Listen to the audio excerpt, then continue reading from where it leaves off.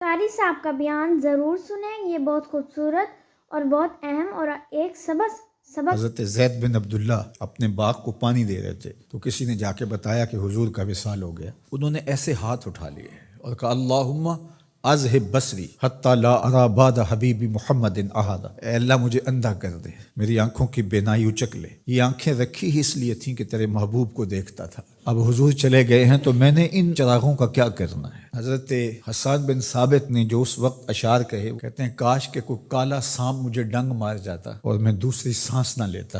اور حضرت سیدہ فاطمہ کے جو قلب اطہر کی کیفیت تھی، سبت علیہ مصائب لو انہا سبت علی الایام سرنا لیالیا، میرے اوپر جو مصیبتیں ٹوٹ پڑی ہیں وہ اگر دنوں پہ ٹوٹ پڑتی تو وہ کالی راتیں بن جاتی۔ حضرت عمر رضی اللہ تعالی عنہ تلوار نکال کے کھڑے ہو گئے اور کہا کہ جس نے کہا نا حضور کا انتقال ہو گیا میں اس کی گردن اڑا دوں گا۔ تھوڑی دیر بعد حضور پرانی حالت کی طرف پلٹ آئیں گے۔ اب یہ کیفیت کتنی حساس تھی، ادھر منافقین نے چال چلنا شروع کر دی۔ انہوں نے کہا حضور کے دم سے ساری رونقیں تھیں، اب وہ چلے گئے تو اب کس نے نمازیں پڑھنی ہیں، اب کس نے روزے رکھنے ہیں، اب کون جہاد پہ جائے گا؟ جب وہ ہی نہیں رہے تو ساری کہانی ختم ہو گئی۔ تو انہوں نے اس طرح سے چال چلنا شروع کر دی اور حضرت عمر کہتے تھے کوئی بولے تو صحیح۔ کتنا نازک وقت تھا۔ اس وقت میں حضرت ابو بکر آئے رضی اللہ تعالیٰ عنہ، ان کا کلیجہ تو پھٹ رہا ہوگا، لیکن یہی موقع تھا حضور کے مشن کو، حضور کی فکر کو، حضور کے دیے ہوئے نظام کو سنبھالنے کا، اور اپنے جذبات کو کس طرح کنٹرول کیا ہوگا۔ اپنے آپ کو پوری طرح سنبھال کر کے لوگوں میں آئے اور دیکھا کہ لوگ جمع ہیں اور حضرت عمر رضی اللہ تعالیٰ عنہ غصے میں تلوار لہرا رہے ہیں۔ خبردار اگر کسی نے کہا کہ حضور کا انتقال ہو گیا تو آپ ایک اونچی جگہ پہ کھڑے ہوئے، لوگوں کو متوجہ کیا۔ حضرت صدیق اکبر رضی اللہ تعالیٰ عنہ کا اس وقت کا جو خطبہ ہے، اس نے اس وقت اسلام کو سنبھالا جب منافق بڑی باریک چال چل رہے تھے۔ اب حضرت ابو بکر آئے اور کھڑے ہوئے، کہا لوگو مجھے بتاؤ تم اللہ کی عبادت کرتے تھے یا رسول اللہ کی عبادت کرتے تھے؟ تو لوگوں نے کہا اللہ کی عبادت کرتے تھے۔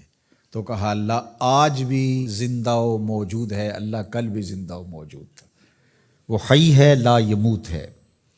اللہ اکبر۔ پھر انہوں نے وہ آیت کریمہ پڑھی وما محمد الا رسول قد خلت من قبلہ الرسل، اور صحابہ فرماتے ہیں ہمیں لگا کہ جس طرح یہ نازل اسی وقت کے لیے ہوئی تھی۔ اور پھر لوگ سنبھلے اور پھر حضرت سیدنا صدیق اکبر رضی اللہ تعالی عنہ نے اس مشکل وقت دین کو سنبھالا اور پھر حضور علیہ الصلوۃ والسلام کے مشن کے لیے کھڑے ہوئے۔ لشکر اسامہ بن زید بن حارثہ رضی اللہ تعالیٰ عنہ کو روانہ کیا جا چکا تھا، حضور نے خود روانہ کیا تھا۔ ابھی جرف کے مقام پر ہی یہ لشکر پہنچا تھا، مدینہ المنورہ سے تھوڑا باہر نکلا تھا کہ حضور کے وصال کی خبر آئی تو یہ واپس آ گئے۔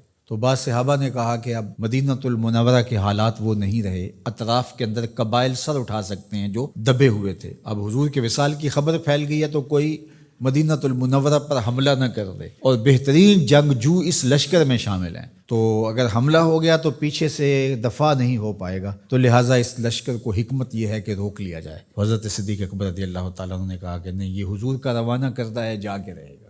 بلکہ آپ نے تاریخی جملہ کہا کہ اگر مجھے یقین ہو کہ جنگلوں سے جانور آ کے ہمارے جسم کی بوٹیاں بھی نوچ کے کھا جائیں گے، یہ لشکر پھر بھی روانہ ہوگا۔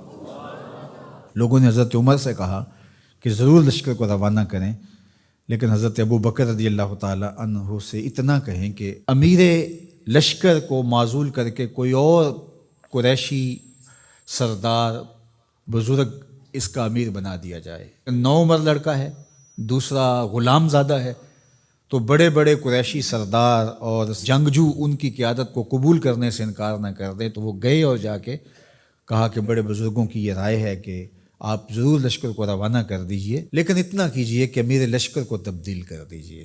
حضرت صدیق اکبر کے چہرے پر جلال آ گیا اور آپ نے جو جملے کہے وہ اتنے سخت تھے، ثقلت امک یبن خطاب، اے خطاب کے بیٹے تیری ماں تجھ کو روئے۔ استعملہ رسول اللہ وقد تامرنی ان اعزلہ، ان کو امیر لشکر اللہ کے رسول نے مقرر کیا ہے اور میں کون ہوتا ان کو معزول کر دوں؟ کہا لشکر جائے گا، اسامہ بن زید کی قیادت میں جائے گا، جس نے جانا ہے جائے، جس نے نہیں جانا میں کوئی پرواہ نہیں ہے، چونکہ ان کو امیر لشکر اللہ کے رسول نے مقرر کیا۔ اللہ اکبر. پھر جب لشکر اسامہ کو روانہ کیا حضرت صدیق اکبر نے تو حضرت اسامہ کے گھوڑے کی باک اپنے ہاتھوں سے پکڑی اور اسامہ کو اوپر سوار کیا رضی اللہ تعالیٰ عنہ کو، اور نیچے ساتھ پیدل چلے. اللہ اکبر. اور ساتھ یہ کہتے جاتے تھے اسامہ تو وہ ہے جس کو میرے رسول نے مقرر کیا ہے. اور پھر یہ لشکر کامیاب اور بامراد ہو کے لوٹا. تو یہ سیدنا صدیق اکبر رضی اللہ تعالیٰ عنہ کا حضور علیہ السلام کے فیصلوں کو من و عن قبول کرنے کا جذبہ تھا. جس انداز سے انہوں نے حضور علیہ السلام کی فکر پہ پہرا دیا، حضور کی تعلیمات کو اجاگر کیا اور حضور کے فرمان کو حرف آخر سمجھا، اور اس کے بعد انہوں نے اپنی رائے کو وہاں فنا کر دیا. صلح حدیبیہ کا موقع آیا تو 1400 اصحاب تھے، قریش نے کہا ہم عمرہ نہیں کرنے دیں گے، تو وہاں سے ایک معاہدے کے ذریعے واپس آنا ہوا. تو حضرت عمر نے کہا ابو بکر ہم دب کے صلح کیوں کریں، صلح کی شرائط تو برابر کی ہونی چاہیے. تو حضرت ابو بکر صدیق کا صرف ایک لفظ دیکھیے، انہوں نے کہا عمر کیا یہ صلح نامہ حضور نے قبول کیا ہے؟ کہا کیا ہے. کہا ہوا رسول اللہ، کہا وہ اللہ کے رسول ہے. اللہ اکبر. کثرت صوم و صلات کی وجہ سے افضل نہیں ہے، بلکہ حضور کے لیے اطاعت و انقیاد، فرما برداری، اور حضور علیہ السلام کے لیے بس اپنے آپ کو قربان کر دینے کا وہ جذبہ، وہ آپ یہاں دیکھتے ہیں تو بدرجہ کمال آپ کو نظر آتا ہے.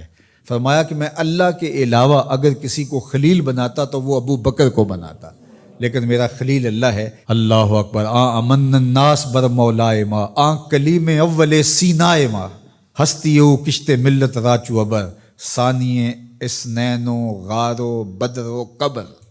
دیکھیے کہاں کہاں حضور کی قربت. یہ شک ہووی تے چل مدینے، یہ شک ہووی تے آ تک لے جوڑ مزاراں دا بن یار نبی دیاں یار.